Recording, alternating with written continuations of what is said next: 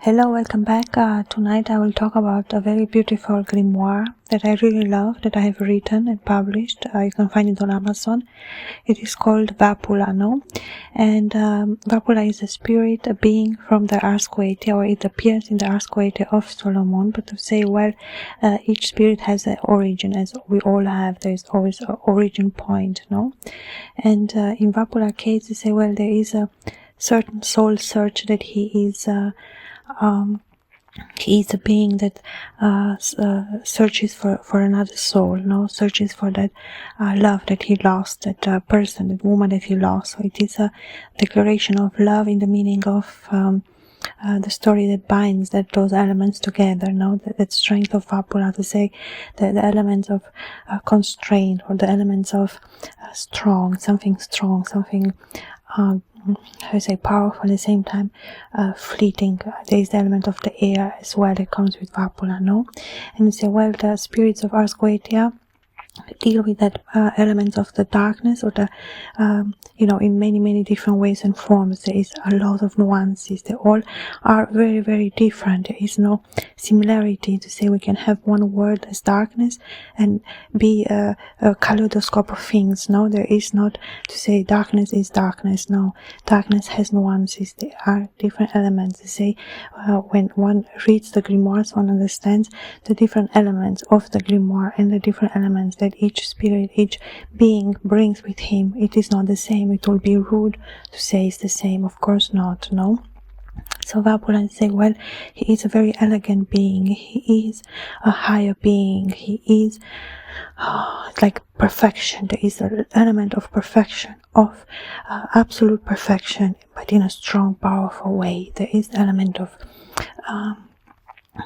three keys that combine so well together, and they all open the same door, and that door is Vapula. Now is that beautiful magnetic power that he carries, that love, that trust, that desire, that will, that how many keys he had to master to be the master he is. That's the question that comes with Vapula. It's a very beautiful supernatural being. He has that power of the supernatural, no? And say, well, Vapula tells in the grimoire his story. There is a part of him that he wants to reveal. It is about the heart. It speaks about love. It is something very sensual, very at the same time sad. There is an element of sadness, of strong emotions in his persona. No, in Vapula there is the element of desire. There is the element of not forgetting. The element of love. The element of trust. The element of power. No. But power in the use of love, power in the use of, almost like that power that Vapula carries is not, it is more something that it is a simple goal of his, that it's concentrated on that point of view. So it is, through the story and through the elements of Vapula, he carries that delirium. He carries a certain type of course. Well, if he represents love and differences in that aspect of love, we have him too in that delirium by not finding or not knowing where his beloved is. So it is that part of the madness, of delirium of love, that attraction, that strong emotion, that overwhelms him in the thoughts of his beloved. That's a very strong magnetic love that he carries for her. And through that story of love, a lot of Vapula is revealed to us. In the way he looks, I would like to speak a little bit more, because the way he looks is very much, of course, representative of who he is, or how he is, or who Vapula is. There is a question always of the who, no? Because many of them, they are not beings that are seen easily or appear.